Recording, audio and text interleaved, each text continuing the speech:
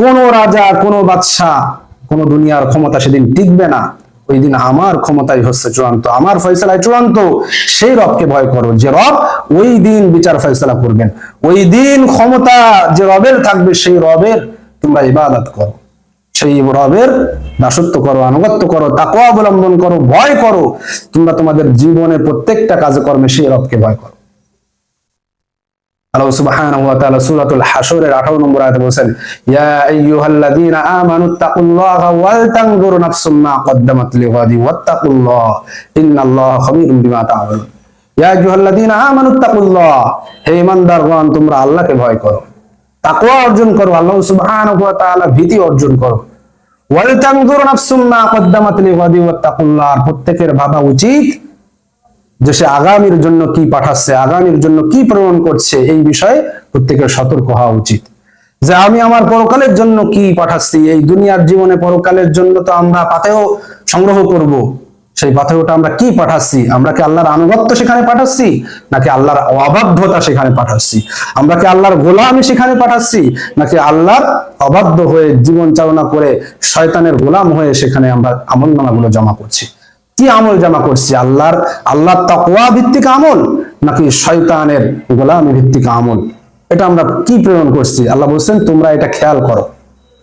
বলে তানজুর, প্রত্যেকটা মানুষ যেন এটা খেয়াল করে দেখে, নাফসুম মা কদ্দামাত লিগাদ, সে পরবর্তী সময়ের জন্য, পরকালের জীবনের জন্য কি প্রেরণ করছে, এটা যেন তারা খেয়াল করে। তারপর আল্লাহ সুবহানাহু ওয়া তাআলা ওয়াত্তাকুল্লাহ, তোমরা আল্লাহকে ভয় করো। আয়াতের প্রথমে বললেন ইত্তাকুল্লাহ, তোমরা আল্লাহকে তাকওয়া অবলম্বন করো, ভয় করো। আয়াতের শেষের দিকেও বলছেন আত্তাকুল্লাহ, তোমরা আল্লাহর তাকওয়া অর্জন করো, আল্লাহ সুবহানাহু ওয়া তাআলাকে ভয় করো। ইন্নাল্লাহা খাবীরুম বিমা তা'মালুন, নিশ্চয়ই আল্লাহ সুবহানাহু ওয়া তাআলা তোমরা যা করো সকল বিষয়ে সম্যক অবহিত, সব বিষয়ে জানেন। তুমি যা করো না কেন দুনিয়াতে সব বিষয়ে জানেন।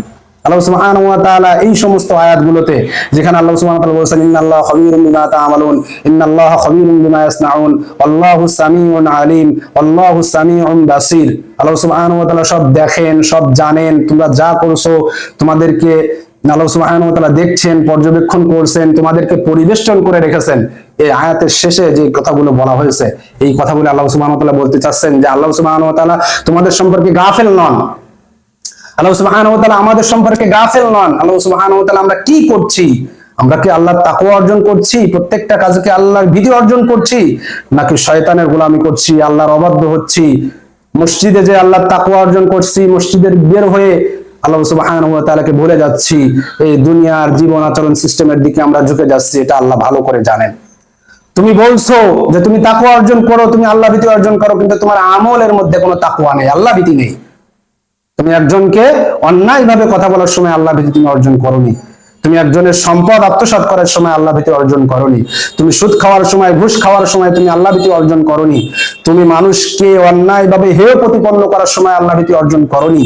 এটা আল্লাহ সুবহানাহু ওয়া তাআলা জানেন।